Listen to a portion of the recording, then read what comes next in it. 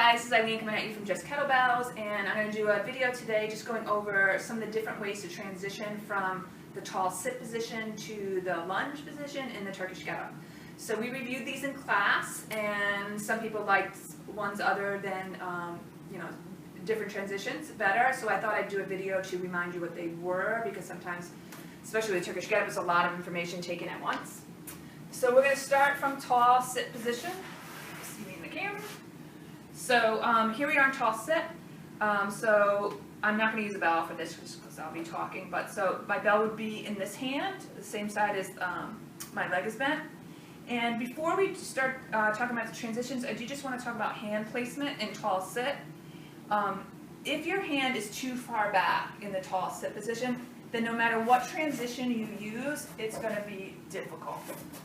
You want to get tall sit position, you want to get your hand closer to your body so you feel stable in this position so that you can bear weight on that arm. And then when you do your transition, you can move easily into the lunge. So the first transition I'm going to do is the low leg sweep, and this is the transition that we're taught in Strong First. It's the one that we're tested on. And so what it looks like from this position, you're going to put your weight on that back hand, and then you're going to sweep your leg through, and your leg is going to come and should end up in line with your hand. To move back from that, you would just kick back through. So the transition would be here, and then you would hinge back and pivot to lunge, and then to come back down, you would pivot, place your hand out, and sweep your leg back through. I'm going to show you two variations of this type of movement, and the first one is to do the low leg sweep in two pieces. And so what I would do is, instead of pushing my weight up here, I'm going to pull my foot in, then bring my weight up, and then slide my leg under me.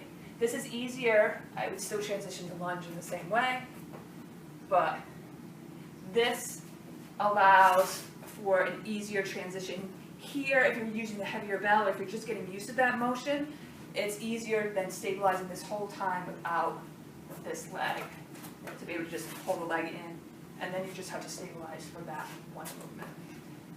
So that's one way to make the low leg sweep easier. A way to make it more difficult is to add the high bridge. And I generally do the high bridge only with lighter weights, or with no weight as a mobility exercise. I also find for people who have really tight hips, it really helps to open up their hips if they do the high bridge before they do their leg sweep. So to do the high bridge, is before you sweep the leg, you would come and just shift this hip up toward the ceiling, and then you would come and sweep your leg through. You could do the same thing on the return, and down. So it just really opens up that hip. A lot of people like that movement, but again, I don't teach that movement with heavier bells, and when we're using the bells, we generally don't use that movement. The last transition that I want to talk about is the tactical get-up, or the roll-up. And I find this move works well with people who have trouble supporting their weight on their hand here, or difficulty with their hips and mobility in moving through to this position, which can be very difficult for somebody who has really tight hips. So the way that works is we're again just going to pull this leg in, and then I'm going to push off this hand and roll up, and it kind of eliminates that whole three-point stance. And so basically you're just moving directly from tall sit to the lunge position. And that's the tactical get-up. So those are different ways to transition. You can, there is one more. I'm sorry, that I wanted to go over.